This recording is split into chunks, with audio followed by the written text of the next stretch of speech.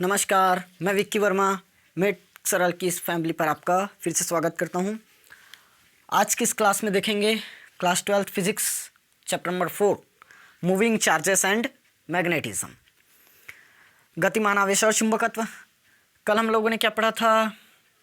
दो समांतर धारावाही चालक तारकों के मध्य लगने वाला बल। जब धारा एक ही दिशा में बहा था तो उस पर क्या लग गया था? आकर्षण बल। जब धारा विपरीत दिशा में प्रवाहित हुआ था तब प्रतिकर्षण का बल। ये था ना। उसके बाद 1 एम्पीयर की परिभाषा देखे थे। आज ये नया टॉपिक पढ़ना है और ये टॉपिक मोस्ट इम्पॉर्टेंट टॉपिक है। लगभग हर साल देखने को मिल सकता है। मतलब 2021-22 में आया ही है ना, 2021 और 22 में आए हैं, तो समझ सकते हो कितना इम्पॉर्टेंट है। देखो, हमें पढ़ना क्या है? इसका टॉपिक धारामापी। मेन टॉपिक है हमारा धारामापी। देखो, धारामापी क्या होता है, सबसे पहले हम इसको समझ लेते हैं, उसके बाद इसके प्रकारों का वर्णन करेंगे। देखो, धारामापी किसे कहते हैं आप लोग यदि परिचित होंगे, जिसकी सहायता से हम क्या कर सकते हैं, किसी भी परिपथ में धारा कितना प्रवाहित हो रहा है ये पता कर सकते हैं। यानी कि बोला जाए फिजिक्स की भाषा में तो डायरेक्ट क्या बोल सकते हैं, धारा का मापन किया जाता है। किसकी सहायता से? धारामापी की सहायता से। जैसे कोई भी एक हमारे पास विद्युत परिपथ हो गया, उस विद्युत परिपथ में कितना धारा प्रवाहित हो रहा है वो हम पता किससे करेंगे? धारामापी से। इसको कहते हैं गैल्वेनोमीटर। समझ आया ना? किसी विद्युत परिपथ में धारा का मापन करने के लिए जिस यंत्र का प्रयोग किया जाता है उसे हम क्या कहेंगे? धारामापी कहेंगे। आप लोग परिभाषा लिख लो, मैं लिखा देता हूँ। जिसकी सहायता से किसी परिपथ में धारा का मान ज्ञात किया जाता है उसे धारामापी कहते हैं। क्लियर हुआ? एक बार और बोल रहा हूँ, देख लेना। जिसकी सहायता से किसी परिपथ में धारा का मान ज्ञात किया जाता है इसे धारामापी कहते हैं। इससे धारा की प्रबलता का भी मान ज्ञात किया जा सकता है। ठीक, इससे धारा की प्रबलता का भी मान ज्ञात किया जा सकता है। इतना लिख लिए। चलिए, अब उसके बाद इसको लिखना, धारामापी के प्रकार। देखो, ये पूरा का पूरा मैं चार्ट बना दिया हूँ। क्या क्या है, कैसे कैसे हैं, इसको एक एक समझते हैं। देखो, सबसे पहले हमारे पास है धारामापी गैल्वेनोमीटर। इसको दो प्रकार से बांटा गया है, एक प्रक्षेप धारामापी और शुद्ध दोलन धारामापी। प्रक्षेप धारामापी और शुद्ध दोलन धारामापी। अब शुद्ध दोलन धारामापी को भी दो प्रकार से बांटा गया है। देखो, सबसे पहले क्या था? धारामापी था। इसको प्रक्षेप और शुद्ध दोलन दो प्रकार से बांटा है, बैलिस्टिक एंड डेडबिट गैल्वेनोमीटर। ठीक, अब प्रक्षेप धारामापी को तो अपने को पढ़ना नहीं है, अपने सिलेबस में नहीं है, पढ़ना है शुद्ध दोलन धारामापी। अब शुद्ध दोलन धारामापी का भी दो प्रकार है। इसमें आएगा एक चल कुंडली धारामापी और एक चल चुंबक धारामापी। चल कुंडली धारामापी और चल चुंबक धारामापी। इसको इंग्लिश में बोलते हैं मूविंग कॉइल गैल्वेनोमीटर, इसको मूविंग मैग्नेट गैल्वेनोमीटर। यहाँ धारामापी नहीं लिखो, इसका मतलब धारामापी नहीं है, ऐसा नहीं है ना। धारामापी होगा चल चुंबक, चल कुंडली धारामापी और चल चुंबक धारामापी। Moving coil galvanometer, moving magnet galvanometer. ठीक, अब ये तो हो गया। हमें चल चुंबक को भी नहीं पढ़ना है, चल कुंडली को पढ़ना है। चल कुंडली को भी दो प्रकार से बांटा गया है, निलंबित कुंडली धारामापी, किलकित अथवा वेस्टर्न धारामापी। क्लियर हुआ? निलंबित कुंडली धारामापी को क्या कहते हैं? Suspended coil galvanometer. और किलकित या वेस्टर्न धारामापी को कहते हैं पिवोटेड कॉइल गैल्वेनोमीटर। ठीक, इतना क्लियर हुआ? ये हमारा पूरा चार्ट धारामापी को कैसे कैसे बांटा गया है। एक बार और देख लेना। धारामापी हमारे पास दो प्रकार से डिवाइड है, एक प्रक्षेप धारामापी और रुद्ध दोलन धारामापी। रुद्ध दोलन धारामापी को दो प्रकार से बांटे हैं, पहला चल कुंडली है, दूसरा चल चुंबक है। चल कुंडली को भी दो प्रकार से बांटा गया है, एक निलंबित और किलकित कुंडली धारामापी। हमें इसके बारे में पूरा डिटेल में पढ़ना है। देखो, सबका मैं थोड़ा थोड़ा बता देता हूँ ना। धारामापी का प्रकार हमें यहाँ से पढ़ना है सीधा। चल चुंबक धारामापी के बारे में बताता हूँ। इन दोनों का तो नहीं आएगा, ये अपने सिलेबस में है। देखो, चल चुंबक धारामापी में क्या होगा? जिसमें चुंबक विक्षेपित होगा और कुंडली स्थित रहेगी। देखो, दो प्रकार से हमें पढ़ना है ना। एक रहेगा चुंबक रहेगा, एक क्या रहेगा? चुंबक, और एक क्या रहेगा? कुंडली। चुंबक और कुंडली दो प्रकार से इसको देखना है। देखो, जब चुंबक विक्षेपित होगा तो कुंडली स्थिर रहेगा, जब कुंडली विक्षेपित होगा तो चुंबक स्थिर रहेगा। ये है। तो देखो, चल चुंबक, चुंबक चलेगा, चुंबक चलेगा। चल चुंबक में क्या होगा? चुंबक चलेगा मतलब चुंबक विक्षेपित होगा। स्थिर कौन रहा भाई? स्थिर कौन होगा? कुंडली स्थिर होगा। ठीक, स्थिर कौन होगा? कुंडली। समझ में आया? चल चुंबक में क्या होगा? चुंबक चलेगा यानी कि चुंबक विक्षेपित होगा, कुंडली स्थिर रहेगा। क्लियर हुआ? चल चुंबक धारामापी में चुंबक चलता है यानी कि विक्षेपित होता है और कुंडली स्थिर होती है। चल कुंडली में क्या होगा? कुंडली विक्षेपित होगी, चुंबक स्थिर रहेगा। क्लियर हुआ? कुंडली क्या होगी? विक्षेपित होगी और चुंबक स्थिर रहेगा। देखो लिखोगे कैसे? पहले धारामापी की परिभाषा लिख लेना। धारामापी जिसमें ऐसा यंत्र जिसकी सहायता से किसी विद्युत परिपथ में धारा का मान ज्ञात किया जा सकता है, इसे धारामापी कहते हैं। फिर इसके बाद इसका प्रकार लिखना, प्रक्षेप और रुद्ध दोलन धारामापी। रुद्ध दोलन का प्रकार लिखना, चल कुंडली और चल चुंबक। उसके बाद चल चुंबक की परिभाषा लिखना, ऐसा धारामापी जिसमें चुंबक विक्षेपित होता है तथा कुंडली क्या रहती है? स्थिर रहती है। इसका एग्जाम्पल लिख लेना, हेमहोल्ट्ज़ और स्पर्शजा। हेमहोल्ट्ज़ और स्पर्शजा एग्जाम्पल मैं बता देता हूँ, स्पर्शजा और हेमहोल्ट्ज़ ये दोनों ना। उसके बाद जैसे इसका खत्म हुआ उसके बाद लिखोगे चल कुंडली को। चल कुंडली धारामापी किसे कहेंगे? जिसमें कुंडली विक्षेपित होती है तथा चुंबक स्थिर रहता है। फिर इसका लिखना, चल कुंडली धारामापी को दो प्रकार से बांटा गया है, निलंबित कुंडली धारामापी और किलकित कुंडली धारामापी। इसका प्रकार करके बस लिख लेना, निलंबित कुंडली धारामापी और किलकित कुंडली धारामापी। क्लियर हुआ ना? अब देखो निलंबित कुंडली धारामापी क्या होता है? यह विद्युत धारा के संसूचन तथा मापन में प्रयुक्त किए जाने वाला उपकरण है। समझ में आया? निलंबित कुंडली धारामापी किसे कहेंगे? धारा के संसूचन और मापन में प्रयोग किया जाता है। किस में प्रयोग किया जाएगा इसका? धारा के संसूचन, धारा के संसूचन और मापन में प्रयोग किया जाता है। क्लियर हुआ ना ये पूरा पॉइंट्स? सबसे पहले हम इसकी परिभाषा लिखेंगे, फिर इसका प्रकार बताएंगे, फिर चल चुंबक की परिभाषा लिख लेना, उसके बाद चल कुंडली की परिभाषा लिख लेना, फिर चल कुंडली का प्रकार लिख लेना, निलंबित और किलकित कुंडली। इसका तो हमें नहीं पढ़ना, इसका लिखना है निलंबित कुंडली। ये निलंबित कुंडली धारामापी एक ऐसा यंत्र है जिसकी सहायता से धारा के संसूचन तथा मापन का पता लगाया जाता है या फिर मापन का प्रयोग किया जाता है, मापन में प्रयुक्त किया जाता है। क्लियर हुआ ना इतना पॉइंट? चलो अब हम इसका सिद्धांत पढ़ेंगे। किसका सिद्धांत?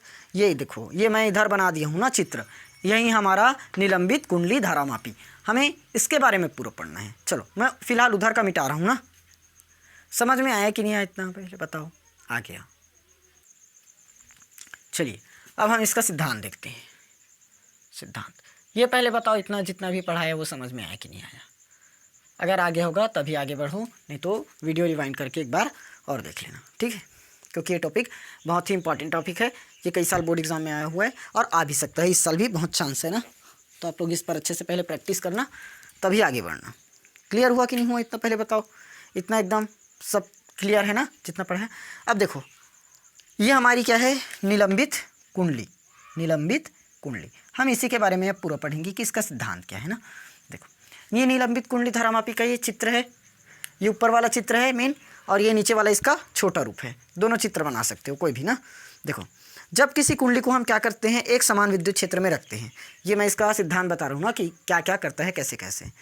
जब किसी कुंडली, सबसे पहले तो मैं इसकी संरचना बता देता हूँ। देखो इसकी संरचना कैसी है, देखो इसको बनाया कैसे जाता है? एक तांबे की आयताकार फ्रेम लगी होती है। देखो कहीं पर लिखो, ये तांबे की आयताकार कुंडली होती है जो एल्यूमिनियम फ्रेम की होती है। इसमें एक समतल दर्पण लगा होता है और ये जो तांबे की आयताकार कुंडली है ये दो चुंबक के मध्य रखकर बनाया जाता है। अभी संरचना समझा रहा हूँ ना।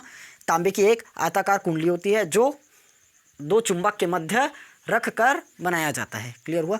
तांबे की एक आयताकार कुंडली होती है जिसे दो चुंबक के मध्य रखा जाता है। इसमें फास्फोर ब्रांच की एक पत्ती होती है, ऊपर एक मरोड़ टोपी लगी रहती है तथा इसमें एक समतल दर्पण होता है। बस जितना दिख रहा है हमें उस चित्र के बारे में उतना ही बताना है, बाकी एक्स्ट्रा नहीं लिखना है। तांबे की एक आयताकार कुंडली होती है जिसे दो चुंबक के मध्य रखा जाता है। तांबे की एक आयताकार कुंडली होती है जिसे दो चुंबक के मध्य रखा जाता है। इसमें फास्फोर ब्रांच की क्या होती है? एक पत्ती होती है। इसमें समतल दर्पण लगा होता है, ऊपर में एक मरोड़ टोपी लगी रहती है तथा इसमें इस जो आयताकार फ्रेम है इसके अंदर एक क्रोड लगी होती है तथा इसमें एक स्प्रिंग होती है। बस इतना ही हमें संरचना में बताना है। क्लियर हुआ? क्या क्या बताना है संरचना में? तांबे की एक आयताकार कुंडली होती है जो अंदर में क्या लगी रहती है? एक क्रोड लगी रहती है। इसे दो चुंबक के मध्य रखकर बनाया जाता है। इसमें एक फास्फोर ब्रांच की पत्ती होती है जिसमें समतल दर्पण लगा होता है तथा ऊपर एक मरोड़ टोपी लगी रहती है। T1 तथा T2 क्या रहता है? स्प्रिंग लगा रहता है। क्लियर हुआ इतना? चलो संरचना लिख लोगे ना, संरचना नहीं आता पेपर में, इसलिए मैं संरचना ज़्यादा नहीं बता रहूँगा और संरचना लिखा नहीं रहूँ, लिख लेना। अगर लिखना चाहते हो तो लिख लेना। इसमें तांबे की एक आयताकार कुंडली होती है, तांबे की एक आयताकार कुंडली होती है जिस पर एल्यूमिनियम की फ्रेम कर दी जाती है। इतना लिख लिए, तांबे की एक आयताकार कुंडली होती है जिसमें एल्यूमिनियम की फ्रेम कर दी जाती है। इसके अंदर एक क्रोड लगा रहता है, इसके अंदर क्या लगा रहता है, एक क्रोड लगा रहता है। इतना हो गया। उसके बाद लिखना, इसे दो चुंबक के मध्य रखकर बनाया जाता है, इसे दो चुंबक के मध्य रखकर बनाया जाता है। इसमें फास्फोर ब्रांच की पत्ती लगी होती है, ऊपर एक मरोड़ टोपी लगी होती है तथा समतल दर्पण लगा होता है। फिर इसमें T1 और T2 दो स्प्रिंग लगे होते हैं। बस इतना ही है संरचना में। क्लियर हुआ संरचना। अब हम इसका क्या देखेंगे, सिद्धांत। देखो, जब किसी कुंडली को, सिद्धांत में क्या लिखेंगे, जब किसी कुंडली को एक समान विद्युत क्षेत्र में चुंबकीय क्षेत्र में, एक समान क्या कर देते हैं, चुंबकीय क्षेत्र में रखते हैं। ये इतना समझ में आया कि नहीं आया? आया। चलो अब देखो इसका सिद्धांत, मैं सिद्धांत बता रहा हूँ ना, सीधा क्या लिखते हैं सिद्धांत में। देखो ये काम कैसे करता है, उसी को सिद्धांत कहेंगे ना। जब किसी कुंडली को क्या करते हैं, एक समान चुंबकीय क्षेत्र में रखा जाता है, एक समान चुंबकीय क्षेत्र है उसमें रखा गया है। जब किसी कुंडली को, ये हमारा कुंडली हुआ, जब किसी कुंडली को एक समान चुंबकीय क्षेत्र में रखा जाता है तब उसमें क्या होती है, विद्युत धारा प्रवाहित होने लगती है। तब उसमें क्या होती है, विद्युत धारा प्रवाहित होने लगती है। समझ में आया? जब किसी कुंडली को एक समान चुंबकीय क्षेत्र में रखकर घुमाया जाता है, जब किसी कुंडली को एक समान चुंबकीय क्षेत्र में रखकर घुमाया जाता है, इस तरह से घुमाएंगे, तब इसमें क्या होगी, विद्युत धारा प्रवाहित होने लगेगी। समझ आया? ये लाइन समझ में आया कि नहीं आया? आया। जब किसी कुंडली को एक समान चुंबकीय क्षेत्र में रखा जाता है तब इसमें क्या होती है, विद्युत धारा प्रवाहित होने लगती है। इतना पॉइंट क्लियर है, विद्युत धारा प्रवाहित होने लगती है। तब कुंडली में क्या करेगा, एक बल युग्म कार्य करेगा। तब कुंडली में क्या करता है, एक बल युग्म कार्य करेगा और उसी को हम क्या कहते हैं, विक्षेपक बल युग्म। क्योंकि वो क्या कर देगा, कुंडली को विक्षेप कर देगा। कुंडली को क्या कर देगा, विक्षेप कर देगा। समझ में आया? समझना, अभी स्टार्टिंग से बोल रहा हूँ। सिद्धांत में लिख लेना, क्या लिखना है, जब किसी कुंडली को एक समान चुंबकीय क्षेत्र में रखकर घुमाया जाता है तब उसमें विद्युत धारा प्रवाहित होने लगती है। विद्युत धारा प्रवाहित होने के कारण ये कुंडली जो है क्या हो जाता है, विक्षेपित हो जाता है। और विक्षेपित हो जाता है, इस बल को क्या कहते हैं, विक्षेपक बल युग्म कहते हैं। क्लियर हुआ? आप लोग चाहो तो परिभाषा नोट कर सकते, इसका थ्योरी नोट कर सकते हो। क्या हुआ, जब किसी आयताकार कुंडली को एक समान चुंबकीय क्षेत्र में रखकर घुमाया जाता है तब उसमें विद्युत धारा प्रवाहित होने लगती है, जिसके कारण से कुंडली विक्षेपित हो जाती है। जिसके कारण से क्या हो जाती है, कुंडली विक्षेपित हो जाती है। इसी को विक्षेपक बल युग्म कहते हैं। क्लियर? चलिए अब आगे देखते हैं। जब कुंडली विक्षेपित हो जाएगी ना, तो ये जो फास्फोर ब्रांच की पत्ती है, फास्फोर ब्रांच की पत्ती, ये क्या करेगा, घूमने लगेगा, मतलब ऐंठन उत्पन्न होगा। फास्फोर ब्रांच की पत्ती में क्या होता है, ऐंठन उत्पन्न होता है, जो किसके विपरीत चलेगा, जिससे किसके विपरीत चलेगा, जो विक्षेपक बल युग्म था ना, विक्षेपक बल युग्म अभी बताया था। इसको घुमाते हैं तो धारा प्रवाहित होती है, तो कुंडली क्या होती है, विक्षेपित हो जाती है, तो विक्षेपक बल युग्म लगता है, विक्षेपक बल युग्म लगता है। विक्षेपक बल युग्म लगने के कारण फास्फोर ब्रांच की पत्ती क्या होती है, ऐंठन उत्पन्न होता है। और वो ऐंठन किसकी दिशा में होता है, विक्षेपक बल युग्म के विपरीत दिशा में होगा। देखो ये कुंडली इस तरह से घूम रही है, कुंडली क्या कर रही है, इस तरह से घूम रही है। अब जब ये ऐसे, मान लो ये एक कुंडली है ना, ये इस तरह से हम क्या कर रहे हैं, इसको घुमा रहे हैं, तो फास्फोर ब्रांच की पत्ती में क्या होगा, ऐंठन उत्पन्न होगा कि नहीं होगा, होगा ना। जैसे झूला में देखियो, ऐसे घुमाते हैं तो ऐंठन उत्पन्न हो जाता है, उसके बाद जब छोड़ते हैं तो वापस से गोल गोल घूमकर अपनी जगह पर आ जाती है। सेम वैसे ही काम करेगा। ये कुंडली हुआ, इसको इस तरह से घुमाएं, गिर गया, इस तरह से घुमाएंगे तो फास्फोर ब्रांच की पत्ती में क्या होगा, ऐंठन उत्पन्न होगा, ऐंठन उत्पन्न होगा। और ये किसके विरुद्ध कार्य करेगा, मतलब किसके विपरीत जाएगा, जो ये घूम रहा है, ये इस तरह से घूम रहा है, इसके विपरीत यहाँ पर क्या लगेगा, एक बल युग्म लगेगा। ठीक, अब दोनों बल क्या कर देंगे, एक दूसरे को संतुलित कर देंगे। कौन कौन बल, जो फास्फोर ब्रांच की पत्ती में ऐंठन उत्पन्न हुआ है, वो फास्फोर ब्रांच की पत्ती में ऐंठन उत्पन्न होकर जो बल कार्य किया है वो बल, और साथ में जो घूम रहा है कुंडली, विक्षेपक बल, वो वाला बल, दोनों क्या कर देंगे, एक दूसरे को संतुलित कर देंगे। मैं परिभाषा बोल देता हूँ, इसका मतलब थ्योरी आप लोग नोट कर लेना। ठीक, लिखना, जब किसी कुंडली को, फिर से बोल रहा हूँ, जब किसी कुंडली को एक समान चुंबकीय क्षेत्र में रखकर घुमाया जाता है तब उसमें विद्युत धारा प्रवाहित होने लगती है, जिसके कारण से कुंडली विक्षेपित हो जाती है। इस विक्षेपक को विक्षेपक बल युग्म कहते हैं, विक्षेपक बल युग्म कहते हैं। उसके बाद लिखना, जब कुंडली विक्षेपित हो जाती है तो फास्फोरस ब्रांच की पत्ती में ऐंठन उत्पन्न हो जाता है, फास्फोरस ब्रांच की पत्ती में ऐंठन उत्पन्न हो जाता है, जिससे विक्षेपक बल युग्म के विपरीत दिशा में कार्य करने लगता है, जिससे विक्षेपक बल युग्म के विपरीत दिशा में कार्य करने लगता है। जब विक्षेपक बल युग्म का आघूर्ण ऐंठन बल युग्म के आघूर्ण के बराबर हो जाता है, तब कुंडली संतुलित होकर रुक जाती है। समझ में आया कि नहीं आया? एक बार और समझ लो। अब देखो, लिख लिए ना, एक बार समझा रहा हूँ। अब देखो, जब कुंडली को क्या करते हैं, एक समान चुंबकीय क्षेत्र में रखकर घुमाते हैं, तो उस पर क्या करेगा, एक बल युग्म काम करेगा, जिसके कारण से क्या होगा, विक्षेपक बल युग्म आएगा। मतलब ये विक्षेपित होगा, उसी को विक्षेपक बल युग्म कहते हैं। समझ आया ना? जब किसी कुंडली को एक समान चुंबकीय क्षेत्र में रखकर घुमाते हैं तो उस पर एक बल युग्म कार्य करता है, उसी को विक्षेपक बल युग्म कहते हैं। क्यों बल युग्म कार्य करता है? क्योंकि कुंडली क्या हो जाती है, विक्षेपित हो जाती है। ठीक, अब विक्षेपित हो गया तो ऊपर में क्या रहता है, फास्फोरस ब्रांच की पत्ती में क्या होती है, ऐंठन उत्पन्न हो जाती है, और वह ऐंठन किसके बराबर होती है, इस बल युग्म के बराबर होती है, इस बल युग्म के बराबर होती है। इसीलिए क्या होता है, कुंडली संतुलित होकर रुक जाती है। क्लियर हुआ? अब हो गया ना, समझ में आ गया? ठीक, इतना अगर क्लियर हो गया तो आगे बढ़ते हैं। देखो, अब यहां से लिखेंगे हम लोग विक्षेपक, यहां से क्या लिखेंगे, विक्षेपक बल युग्म, विक्षेपक बल युग्म, टाउ बराबर NIAB। टाउ बराबर क्या होगा, NIAB। टाउ बराबर होता है NIAB। हम इसको नाम देते हैं क्वेश्चन नंबर फर्स्ट। जहां इन सब का नाम लिख लेना ना। टाउ क्या है, विक्षेपक बल युग्म, एन क्या है, कुंडली में फेरों की संख्या, आई क्या है, प्रवाहित होने वाली विद्युत धारा, ए क्या है, क्षेत्रफल, और बी क्या है, चुंबकीय क्षेत्र। लिख सकते हो, इतना लिख लोगे। अब यदि फाई कुंडली का विक्षेप तथा ऐंठन सी हो तो, ऐंठन क्या हो, सी हो तो, सी बराबर, ऐंठन को हमने क्या मान दिया, सी मान दिया। ऐंठन को क्या मान दिया, सी, ऐंठन को हमें सी नहीं मानना रहता। ऐंठन ये ना, ऐंठन बल युग्म कर लेना, ऐंठन बल युग्म। तो टाउ बराबर हमें क्या मिल जाएगा, C5। टाउ बराबर क्या मिल जाएगा, C5। समीकरण 1, और इसको नाम दे दो समीकरण 2, या तो ऐसे लिख सकते हो समीकरण 1 व 2 से, नहीं तो डायरेक्ट वहाँ मान रख सकते हो। NIAB बराबर हमें क्या मिल जाएगा, C5। क्या मिलेगा, C5। यदि हम यहाँ से I का मान निकाले तो क्या होगा भाई, C5 divided by NAB। C5 पूरे के डिवाइड में क्या होगा, NAB। ये क्लियर हुआ कि नहीं हुआ?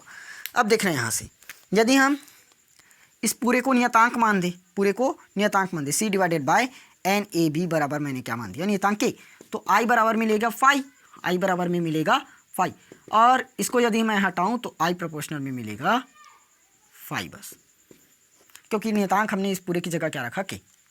ये बताओ अब ये क्लियर हुआ कि नहीं हुआ? ठीक, मतलब जितनी क्या होगी, विद्युत धारा प्रवाहित होगी, उतना ही क्या होगा, कुंडली विक्षेपित होगा। ठीक, जितना विद्युत धारा प्रवाहित करोगे, कुंडली उतना ही विक्षेपित होगा। अब समझना, हमने कुंडली को क्या किया है, एक समान चुंबकीय क्षेत्र में रखा है और इसको घुमाया है, तो घुमाने के कारण क्या होगा, इसमें विद्युत धारा प्रवाहित होगा। घुमाने के कारण क्या होगा, विद्युत धारा प्रवाहित होगा। विद्युत धारा प्रवाहित होने के कारण क्या होगा, ये कुंडली विक्षेपित होगा। कुंडली विक्षेपित होगा मतलब एक बल युग्म कार्य करेगा, उसी को बल विक्षेपक बल कहेंगे। अब विक्षेपक बल उत्पन्न हुआ तो ऊपर में क्या होगा, फास्फोरस ब्रांच की पत्ती में ऐंठन उत्पन्न हो जाएगा, और वो ऐंठन कैसे कार्य करेगा, जो ये घूम रहा है कुंडली उसके विपरीत दिशा में कार्य करेगा। घूम रहा है कुंडली उसके विपरीत दिशा में कार्य करेगा, मतलब विक्षेपक बल युग्म के विपरीत दिशा में कार्य करेगा। ठीक, अब विपरीत दिशा में कार्य किया है तो दोनों बल एक समय ऐसे आएगा कि जो ये ऐंठन हो रहा है फास्फोरस ब्रांच की पत्ती में वो, और जो ये कुंडली घूम रही है विक्षेपक बल युग्म, वो दोनों क्या हो जाएगा, आपस में बराबर हो जाएगा। आपस में बराबर हो गया तो हमने ये डेरिवेशन निकाला। और आपस में बराबर हो जाएगा, मतलब वो क्या होगा, अब रुक जाएगा और नहीं घुमा पाओगे, और नहीं घुमा, जैसे झूला आता है ना, झूले को हम लोग ऐसे घुमाते हुए चलते हैं तो एक समय ऐसे आता है कि झूला घूमना बंद हो जाता है, क्योंकि पूरा का पूरा ऐंठन खत्म हो जाता है। फिर जैसे झूले को छोड़ते हैं वो एकदम ऐसे गोल गोल घूमकर वापस पुनः स्थिति में आती है। सेम वैसे ही ये काम करेगा। ये बताओ यहाँ तक सबको समझ में आया कि नहीं आया? आया। आई प्रोपोर्शनल में फाई। देखो वॉल्यूम में NIAB निकलेगा। N क्या है हमारा, फेरों की संख्या, I विद्युत धारा, A क्षेत्रफल, B चुंबकीय क्षेत्र। और यदि फाई क्या हो, कुंडली पर विक्षेप हो, और C क्या हो, उसमें ऐंठन हो, C ऐंठन हो, तो टाउ बराबर क्या मिल जाएगा, C फाई। दोनों समीकरण से हमने क्या मिला, I प्रोपोर्शनल में फाई। यानी कि जितनी इसमें विद्युत धारा प्रवाहित होगी कुंडली उतना ही विक्षेपित होगा। जितनी ज़्यादा विद्युत धारा प्रवाहित करोगे कुंडली उतना विक्षेपित होते चला जाएगा। बताओ ये समझ में आया कि नहीं आया? पूरा पॉइंट आ गया। चलिए मिटा दें। पूरा क्लियर है ना?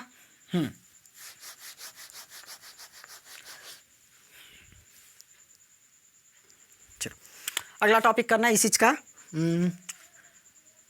धारामापी की धारा सुग्राहिता। धारामापी की धारा सुग्राहिता, ये क्वेश्चन 3 नंबर में आता है ना। धारा सुग्राहिता बताइए करके, धारामापी की धारा सुग्राहिता बताइए, तब हमें बताना पड़ेगा। देखो किसी कुंडली में जैसे ही हम क्या करते हैं, अल्पा धारा प्रवाहित करते हैं तो उसमें क्या होता है, पर्याप्त मात्रा में विक्षेप होता है। अल्पा धारा प्रवाहित करने पर भी क्या होता है, विक्षेप होता है। इसी को धारामापी की धारा सुग्राहिता कहते हैं। समझ में आया? जब किसी कुंडली में हम क्या करते हैं, देखो ये कुंडली तो मैं खैर मिटा दिया, कुंडली में हम लोग यहाँ पर बनाए थे, कुंडली में अल्प धारा प्रवाहित करेंगे तो अल्प धारा प्रवाहित करने के कारण भी उसमें क्या होगा, विक्षेप की स्थिति आएगी। धारा बताया था ना, I प्रोपोर्शनल फाई हुआ था, जितना हम धारा प्रवाहित करते हैं उतना ही ऐंठन उत्पन्न होता है। तो अल्प धारा प्रवाहित करने पर भी उसमें क्या होता है, कुंडली में विक्षेप जरूर आती है, तो जिसके कारण से धारामापी की धारा सुग्राहिता क्या होती है, बढ़ जाती है। धारा सुग्राहिता क्या होती है, बढ़ जाती है। धारा सुग्राहिता को हम प्रदर्शित करेंगे SI से, SI से। समझ में आए? और SI बराबर होगा फाई बटे में I, फाई पूरे के बटे में I आएगा। अब देखो मैं जो इसके पहले डेरिवेशन अभी बताया था, I का मान निकाल कर दिखाया था। टाउ इज इक्वल टू हमने क्या लिया था, NIAB, और टाउ इज इक्वल टू क्या था, C फाई। तो दोनों बराबर हुआ था। I का मान क्या बना था, C फाई पूरे के डिवाइड में NAB। ये हमारा किसका मान था, I का। इसको इक्वेशन फर्स्ट मानकर चलो, इक्वेशन 1 से इसका मान यहाँ पुट कर दो, तो SI बराबर फाई का phi, C divided by NAB, और यहाँ पर फाई भी तो है। कुछ कटेगा हम उसको काट देते हैं, फाई से फाई कट गया तो फाइनली SI बराबर क्या बचा, NAB डिवाइडेड बाय क्या हो जाएगा, C। NAB divided by C, ये निकल गया हमारा धारा सुग्राहिता। धारा सुग्राहिता कैसे निकालना है, समझ में आ गया ना? अब देखो यदि धारा सुग्राहिता की निर्भरता बोला, धारा सुग्राहिता की क्या बोलेगा, निर्भरता, तो क्या बता सकते हो भाई, क्या बता सकते हैं? देखो पहला, धारा सुग्राहिता SI प्रोपोर्शनल किसके होगा, N के। जितना अत्यधिक फेरों की संख्या रहेगा उतनी ही धारा सुग्राहिता अधिक रहेगा, क्योंकि इसमें हमने क्या मान लिया, पूरे को जितना बचा ये इसको नियतांक मान दिए। और दूसरा ये पॉइंट भी तो बन सकता है, SI प्रोपोर्शनल में A क्षेत्रफल पर भी निर्भर करेगा, जितना अधिक क्षेत्रफल होगा धारा सुग्राहिता उतनी ही ज़्यादा मिलेगी। तीसरा, जितना अधिक धारा सुग्राहिता होगा उतनी ही ज़्यादा चुंबकीय क्षेत्र रहेगा, यानी कि जितना ज़्यादा चुंबकीय क्षेत्र रहेगा उतना ही अधिक धारा सुग्राहिता मिलेगा। चौथा पॉइंट क्या बनेगा, SI प्रोपोर्शनल 1 बटे में आ जाएगा C, क्या आ जाएगा, 1 बटे C, यानी कि फास्फोर ब्रांच की पत्ती क्या होनी चाहिए, पतली। यहाँ लिख लेना, फास्फोर ब्रांच की पत्ती क्या होनी चाहिए, पतली रहनी चाहिए। क्लियर? चलिए देखो, अत्यधिक धारा सुग्राहिता प्राप्त करने के लिए फेरों की संख्या अधिक रहनी चाहिए। अत्यधिक धारा सुग्राहिता प्राप्त करने के लिए क्षेत्रफल अधिक रहना चाहिए। अत्यधिक धारा सुग्राहिता प्राप्त करने के लिए चुंबकीय क्षेत्र अधिक रहना चाहिए। अत्यधिक धारा सुग्राहिता प्राप्त करने के लिए फास्फोर ब्रांच की पत्ती क्या होनी चाहिए, पतली होनी चाहिए। ठीक, समझना। धारामापी की धारा सुग्राहिता के बाद वोल्टेज सुग्राहिता आएगा, वोल्टेज सुग्राहिता। सेम जैसे धारामापी में धारा सुग्राहिता पढ़े थे वैसी वोल्टेज सुग्राहिता आएगा। इसको दर्शाएंगे एस वी से, मतलब वोल्टेज सुग्राहिता। अब ये बनेगा फाई बटे में वी, क्या होगा फाई बटे वी। हम लोग ये एक फॉर्मूला पढ़े याद है, V is equal to I into क्या रहता है R, V is equal to I into R रहता है ना। तो यदि मैं यहाँ पर रख सकता हूँ मान, इसको मान देता हूँ इक्वेशन फर्स्ट से एस वी बराबर फाई बटे में क्या बन जाएगा I into R, I into R. V की जगह सिर्फ हमने क्या रखा आई इंटू आर रखे, और आई बराबर ये अभी पढ़ाया था एन ए बी और पूरे की डिवाइड में सी, ये तो यहाँ पर मान रख सकते हैं एस वी फाई का फाई, और नहीं आई का मान नहीं है, ये उल्टा हो गया, फाई का ही मान हो गया, ये आई का मान नहीं रहेगा। आई बराबर ये रहता है C into phi divided by N A B, क्या होगा C phi divided by N A B होगा। अब देखो यहाँ से हम लोग फाई से फाई को काट सकते हैं, कट गया।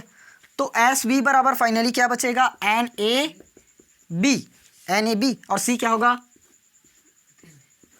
डिवाइड में आ जाएगा एन ए बी बटे सी बना। अब यहाँ पर एक चीज़ ध्यान देना, हमने अभी क्या किया था आई का मान रखा था, इनटू में क्या है आर, तो यहाँ पर हमें एक बार और क्या लाना पड़ेगा आर लाना पड़ेगा, और वो आर किसके साथ है सी के साथ, सी इंटू आर रहेगा, तो यहाँ पर भी क्या रहेगा सी इंटू आर, मतलब आर इंटू क्या बन जाएगा सी बन जाएगा। समझ में आया। अब वोल्टेज सुग्राहिता एस बी निर्भर कैसे करेगा, इसकी हमें क्या निकालना है निर्भरता, जैसे बाकी सब में निर्भरता निकालते हैं ना, से वैसे ही हम क्या करेंगे इस पर निर्भरता निकालेंगे। देखो एस बी प्रोपोर्शनल क्या बनना चाहिए एन, और एस बी प्रोपोर्शनल में ए, एस बी प्रोपोर्शनल में बी, और S B proportional 1/r, S B proportional 1/c, ये इतना चीज़ पर निर्भर करेगा। अब समझना यहाँ से एस बी क्या है वोल्टेज सुग्राहिता, तो फेरों की संख्या अधिक रहेगी तभी वोल्टेज सुग्राहिता क्या होगा बढ़ेगा, क्षेत्रफल अधिक रहेगा तभी वोल्टेज सुग्राहिता बढ़ेगा, क्योंकि अनुक्रमानुपाती वोल्ट दिए है।